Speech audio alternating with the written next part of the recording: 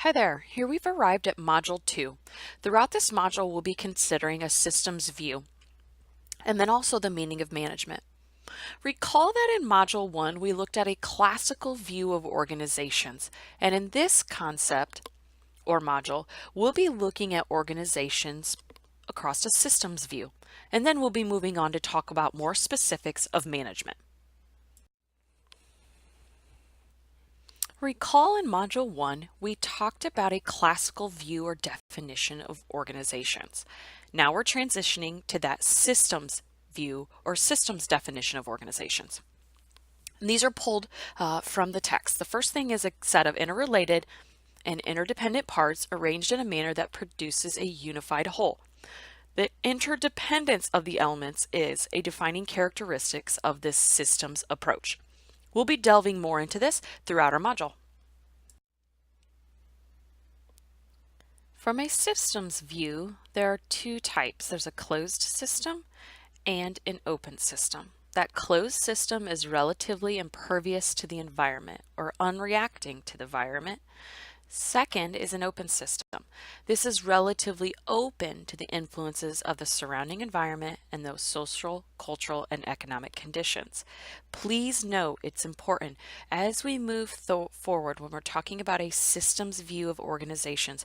Organizations are open systems. They are influenced by environment and those environmental factors including social, cultural, and economic conditions. I want us to think about using the human body as an example of this systems view. The human body is composed of many different parts, whether it's head, legs, eyes, heart, etc. It's also put together in such a way that it constitutes a meaningful whole. And finally, each part has its own attributes, but these interrelationships among all the parts make the body a system. In addition, we need to recognize that this human body is somewhat like our organization, and it's an open system. Just like the human body adapts to or is influenced by its environment, whether it's economic, social, or cultural, that's the same way of an organization. In our previous slide, we established that organizations are open systems. It's also important to recognize that as a systems perspective, and as an open systems perspective, organizations have these components. First is a subsystem.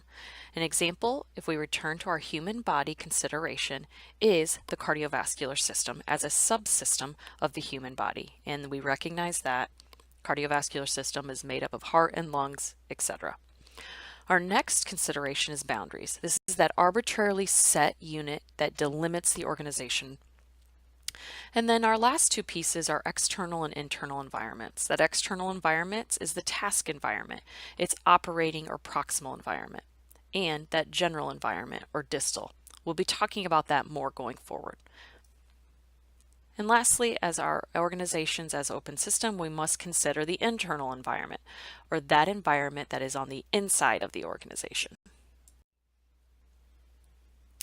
I think this slide gives us a good image of this distinction across the distal and general environment and coupling it with the proximal or task environment.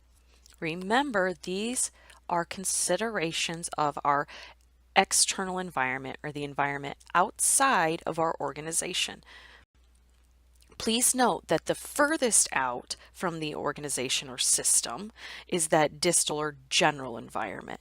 The things as the environment moves closer to the organizations, it's more task specific. Our previous slide gave us our representation of distal and proximal environments of the system. Recall that those distal environments are the furthest out and they are made up of general environmental components. Those are found here on the left-hand side of our column. Those are consideration of our general economic, social, political, legal, and technological components. So for example, an organization may want to think about the general economic climate of its community, maybe some legal issues that are coming down from the national government. Next are task environment components. Those components move closer and are more specific to the task involved in the organization. Those are dealing with specific customers, things that are specific competitors of the organization, specific suppliers, as well as the specific labor market to the organization.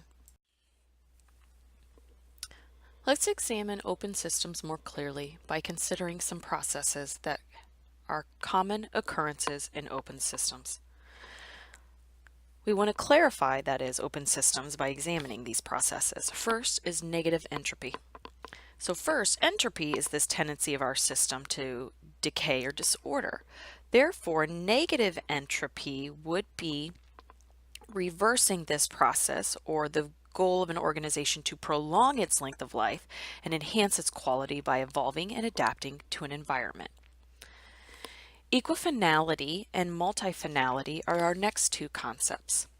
Equifinality refers to the idea that two systems that initially start from different positions can end up in the same final position. It's the idea that an objective, a final result or desired state, can be achieved in different ways by following different routes. And lastly, multifinality is the idea that similar initial conditions can lead to different final states. It in many ways is the opposite of equifinality. We noted earlier in our module that an open system is an exchange relationship with its environment.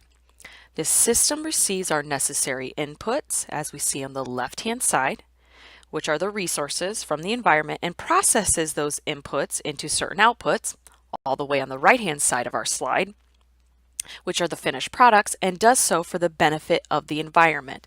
Let's kind of talk briefly about these inputs, throughputs, and outputs then. Inputs, as I said, are those resources that flow into a system. It can be material, human resources, it can be our values, and maybe even our expectations. The throughputs are the processes instituted by the organization to convert or transform our inputs / resources into our desirable outputs. It's those channels, it's the structures, the processes, and the human interactions. Finally are our outputs. This is the outcome. It's the product or service that is determined by our organization. Also, there's some feedback that takes place. I'll be talking about that more in our next slide. When we are considering our organization as systems of inputs, throughputs, and outputs, we need to consider two types of feedback. First is organizational or internal feedback. This is the degree to which the organization is achieving its objectives. It's an internal component. It specifically connects our inputs and our outputs. That is, our outputs give us feedback within the organization to tell us whether or not we are achieving our inputs or our objectives. Next, our feedback loop is environmental feedback. This helps to keep organizational outputs, in tune with environmental needs. This feedback comes from outside the organization. It could even be such things as social, cultural, and economic feedback. So why should an organization consider a systems approach? First, it provides a framework for analyzing the organization and each subsystem. It also emphasizes the total view of the organization, and it provides opportunities to focus on sub-items for analysis and action. These are all positive things to think about when considering an organization from a systems approach. We'll be moving on to talk about some theoretical perspectives of a systems approach.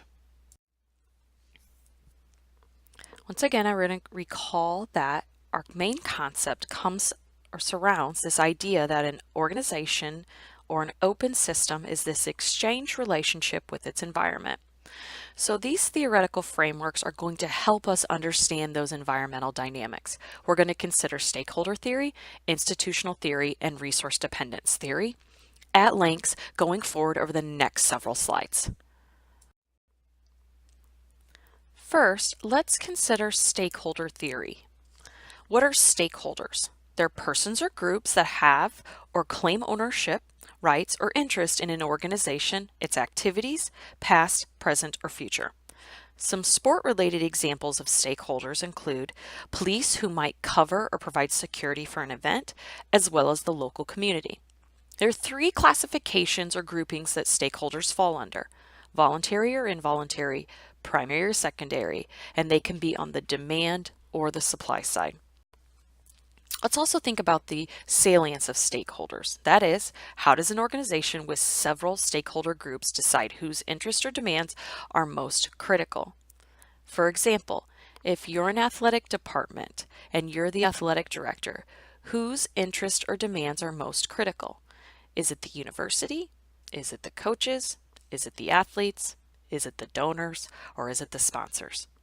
There are three significant attributes to consider in salience of stakeholders. It's 1, power, 2, legitimacy, and 3, urgency.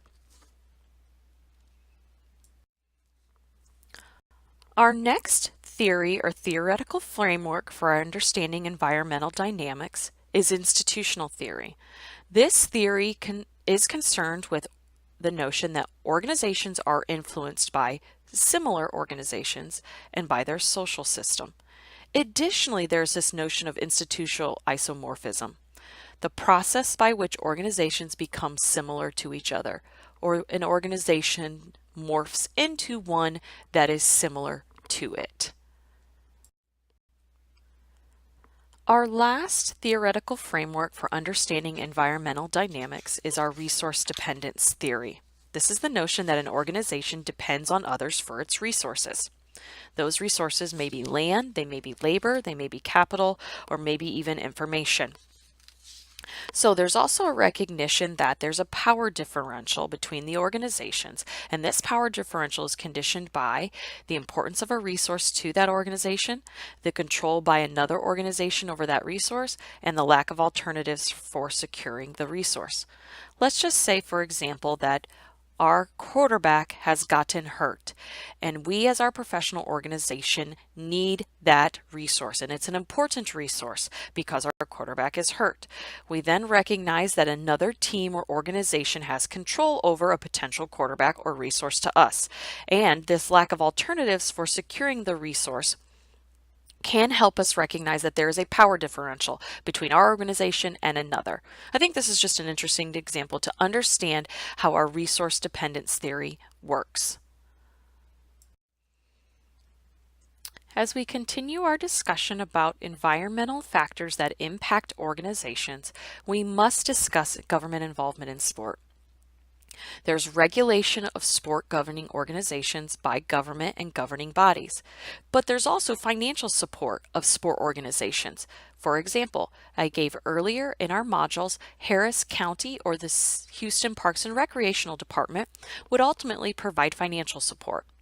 There's also engagement in sport governance, and finally identification and development of sport. The government has a hand oftentimes in sport and physical activity, and it is necessary to recognize this as one of those external environmental factors.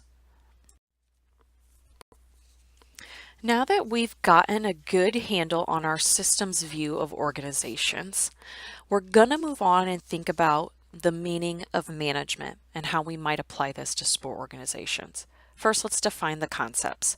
Management is a process of reaching organizational goals by working with and through other people and other organizational resources. It's also a form of work that involves deciding the best way to use an organization's resources to produce goods or services.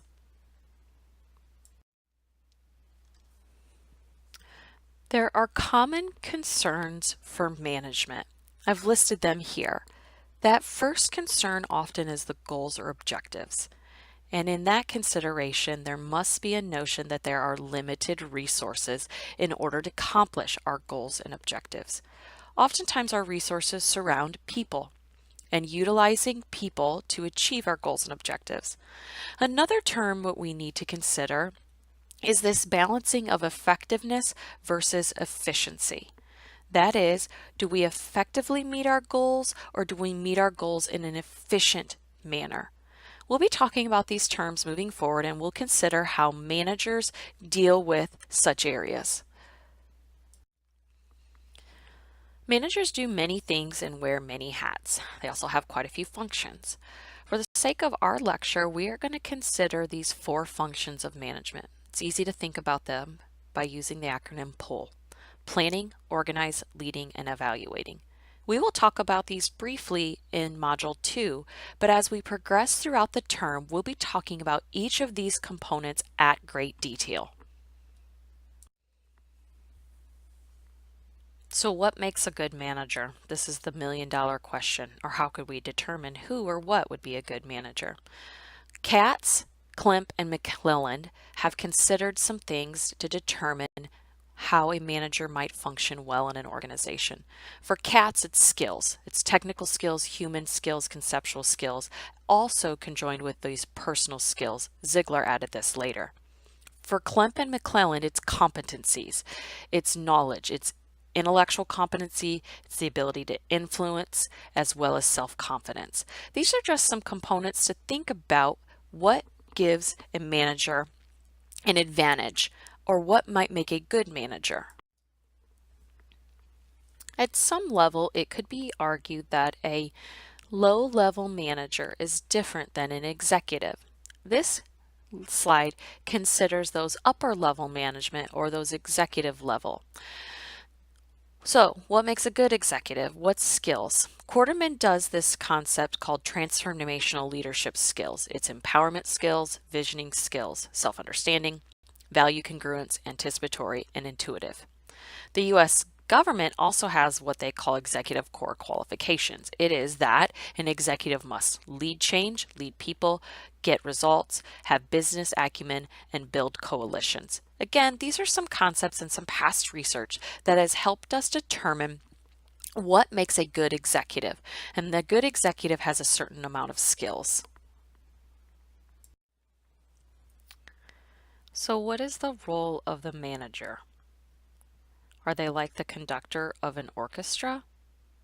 Are they the ones pulling the strings and forcing someone else to act? Maybe they're the puppet show. I like this slide. I think it gives us some interesting pieces to consider the role of a manager. This was used by Harvard Business Review in terms of thinking about this folklore and fact of a manager's job. It gives us the ability to see that a manager's role has formal authority and status. It moves down to interpersonal roles, informational roles, and ultimately decisional roles.